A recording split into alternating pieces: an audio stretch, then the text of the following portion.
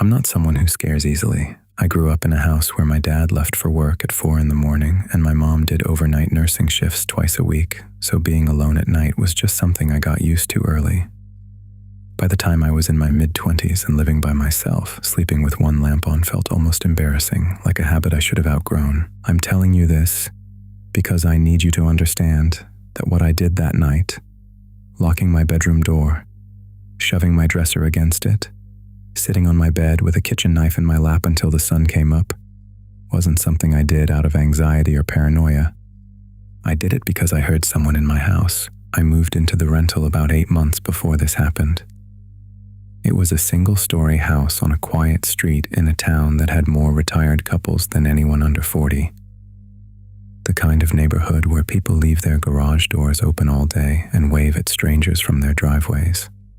My landlord described it as calm, which was exactly what I wanted after 2 years in an apartment building with thin walls and neighbors who seemed to alternate between screaming at each other and playing bass-heavy music past midnight. The layout was simple.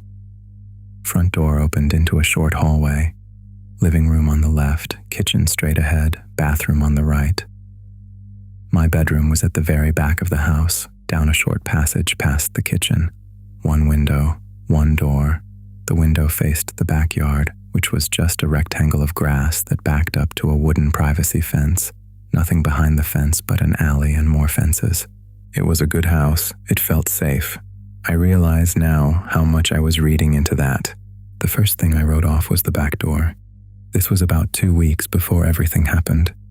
I came home from work, walked through the kitchen, and noticed the back door was unlocked. Not open, just unlocked. I remembered locking it that morning. I was almost certain of it, but I'd also been tired that week, pulling longer hours than usual, and I figured I'd made a mistake. I locked it, thought nothing more about it, and went to bed. The second thing was the kitchen chair. I have 4 chairs at my table. I only ever use 2 of them, the one closest to the window and the one across from it. The other 2 just sit there. I'd never move them. But one morning I came into the kitchen and one of the unused chairs was pulled slightly away from the table. Not all the way out, maybe 6 inches. Like someone had sat down, then pushed back and stood up, but hadn't quite slid it back in. I remember standing there looking at it for a second. I remember thinking, did I do that? I couldn't remember touching it, but I also couldn't remember the last time I'd looked at it closely enough to know where it was supposed to be. I pushed it back in and made coffee and didn't think about it again for 2 weeks. I'm thinking about it now. The night it happened was a Wednesday. I know that because I'd just gotten off a long video call for work that had run almost 2 hours over, which put me in a bad mood. And I remember being grateful the next day was only Thursday, not Tuesday, because at least the week was almost done. I ate dinner around 9, watched about 40 minutes of something on my laptop that I couldn't focus on. By 10:30 I was in bed, lights off, window cracked about 2 inches because I like the air. I fall asleep fast. It's one of the few things I'm good at. I woke up at 12:47. I know the exact time because I looked at my phone the second I opened my eyes. Not because I'd set an alarm, because something had woken me up. I lay completely still for a moment, the way you do when you're not sure if you imagined a sound or heard it. The room was dark except for the blue light of the cable box on my dresser. The window was still cracked. I could hear the usual sounds, a distant car, the hum of the refrigerator from the kitchen, the soft white noise of the neighborhood at night. And then I heard it again. A footstep, slow, careful, deliberate, coming from the kitchen. Not a creak of the house settling, not a sound that could be the refrigerator or the wind through the window crack. A footstep, the particular compressed, weighted sound of a shoe on linoleum, trying very hard not to be loud. I didn't move. I just lay there and listened, and I heard 3 more in a row, getting incrementally closer, moving toward the back of the house, moving toward my bedroom. The thing about fear, real fear, not the movie kind, is that it doesn't make you scream or run. It makes you go completely, profoundly still. My body just switched off. I couldn't have spoken if I'd tried. I was lying on my back staring at the ceiling, and the only thing moving in my entire body was my heart. The The footsteps stopped. That was somehow worse. The silence after them was enormous. I slowly turned my head toward the bedroom door. It was closed, the way I always leave it. There was a thin strip of darkness at the bottom. No light, because the hallway light was off. I stared at that strip of darkness and I did not breathe. Nothing moved. I don't know how long I lay there. It felt like an hour. It was probably 2 minutes. Eventually, the rational part of my brain started trying to reassert itself. The furnace, it said. The pipes. You were half asleep and your brain turned a normal house sound into footsteps. This happens. You know this happens. I almost believed it. I was starting to come down from the adrenaline, the ceiling coming back into focus, my heart rate dropping. And then the door handle moved. Not violently, not a rattle or a bang, just a slow, quiet depression of the handle, the latch beginning to withdraw, the door easing forward a half-inch before the force stopped, like someone testing it, feeling whether it was locked. It wasn't locked. I never locked it. There was no reason to lock your bedroom door in your own house. I rolled out of bed so fast I hit my knee on the nightstand and barely registered the pain. In 3 steps, I was at the door, pressing both hands flat against it, my bare feet planted against the hardwood. The handle finished its movement in the opposite direction, releasing, returning to neutral. And then there was silence again. I stood there with my palms against the door, and I thought, very clearly, there is someone on the other side of this door right now. I don't remember making the decision to lock it. I just remember my fingers finding the little push-button lock, the one that every interior door in that house had, the kind a child could pop with a coin. I pressed it in. I heard the faint mechanical click. Then I stood back, grabbed my phone from the nightstand, and called 911. I whispered. I don't know if the dispatcher could hear me at first, but I kept saying there was someone in my house. There was someone in my house, until she told me she could hear me and to stay on the line and stay where I was. I stayed where I was. I stood in the middle of my bedroom in the dark, phone pressed to my ear, watching the door handle. It didn't move again. I couldn't hear footsteps. I couldn't hear anything except the dispatcher's voice telling me officers were on the way, asking me to confirm my address, telling me not to hang up. I looked around the room. My eyes had adjusted enough to see outlines. The dresser, the bed, the window. The window was still cracked. 2 inches. It occurred to me, standing there, that if whoever was in my house had come through the back door, they'd had to walk through the kitchen and down the hall to get to my bedroom. But my bedroom window was right there.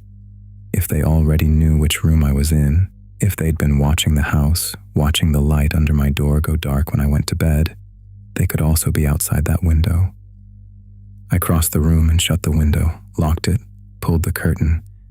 Then I went back to the door, shoved my dresser in front of it, and sat on the edge of my bed with a kitchen knife I'd taken from the counter earlier that evening to cut up a mango, and then apparently carried back to my room and left on my nightstand without remembering I'd done it. I sat there until I heard the sirens. 2 officers searched the house. The back door was unlocked.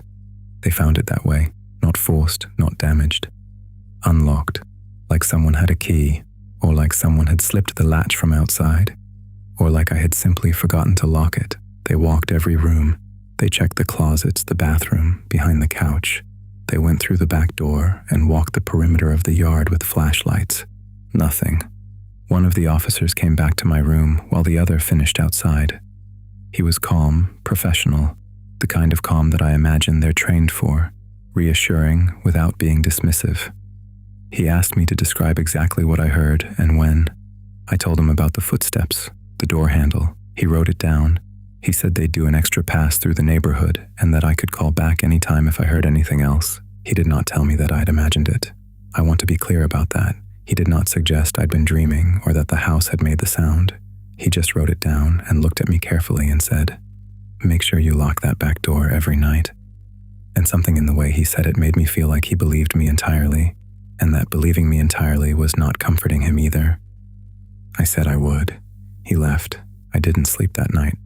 I lay in bed with the light on, the dresser still against the door, listening to the house breathe around me until the windows went gray with early morning. The locksmith came the next afternoon. new deadbolt on the back door, new locks on the front. I bought a rubber door wedge and started jamming it under my bedroom door every night before bed. I told myself that was enough. I moved the dresser back. I also stopped cracking the window at night. I hadn't thought much about why at first. It was just one of those small adjustments you make after something like that, the kind you don't examine too closely, because examining things too closely after an incident like that leads you somewhere you don't want to go. The window had been open. I'd closed it. That felt like the right thing to do. It took me almost 3 weeks to look at the screen. I'm not sure what made me finally do it. I was cleaning the room, running a cloth along the sill, and I stopped. The screen was seated in the frame the way it always was, but something looked slightly off about the left edge, like it wasn't quite flush. I pressed it with my thumb. It flexed in a way screens don't usually flex. I pushed it out from the inside and lifted it free of the frame. The left edge had been cut, a clean, precise cut, running most of the length of the screen, starting about an inch from the top and ending just before the bottom corner. The bottom had been cut too, along the same line, so the two cuts met at a right angle. The cut edges faced outward. I held the screen for a long time without moving. Someone had cut it from outside. They hadn't torn it, hadn't punched through it. They'd cut it, carefully, along two edges, so it could be lifted free from the outside without leaving obvious damage, and then they'd set it back in the frame so it looked untouched from inside the room. The window had been cracked 2 inches almost every night since I moved in. It was a habit I'd had for years. I liked the air. I liked the sound of the neighborhood at night. I had cracked that window hundreds of times without thinking about it. I don't know when the cuts were made. That's the part I keep coming back to. There's no way to know whether it happened recently or months ago, in October or August, or the week I moved in. The cut edges were clean, not weathered, but I can't tell you what that means in terms of time. I can tell you that the screen was intact when I moved into the house, because I remember pressing it to check for gaps the first week, the way you do in a new place when you're trying to get a sense of things. It was fine then, and I can tell you that between that week and the night the door handle moved, I slept with the window cracked open over 200 times. I called the police again. They came, looked at the screen, photographed it, noted it in the report, told me it was consistent with someone using it as a point of access or surveillance. They said I should contact my landlord about the security of the property. I moved out 4 months later, not immediately, and not entirely because of this. The lease was ending anyway, and I'd been thinking about it. But when I handed the keys back and drove away for the last time, I thought about that screen sitting in its frame for however many months, looking intact, looking normal, looking like nothing had ever been touched. I still sleep with the window closed. I've tried cracking it a few times since, in other apartments, in other cities, and I can't do it anymore. Something about that particular combination, the darkness, the quiet, the 2-inch gap, makes something in my chest go tight in a way I don't know how to name. I know what it is. I just don't like saying it out loud. Someone was using that window. For weeks, maybe longer, someone had the ability to lift that screen, reach 2 inches into my bedroom, and do whatever they wanted. They chose not to, until they didn't, and I slept through all of it.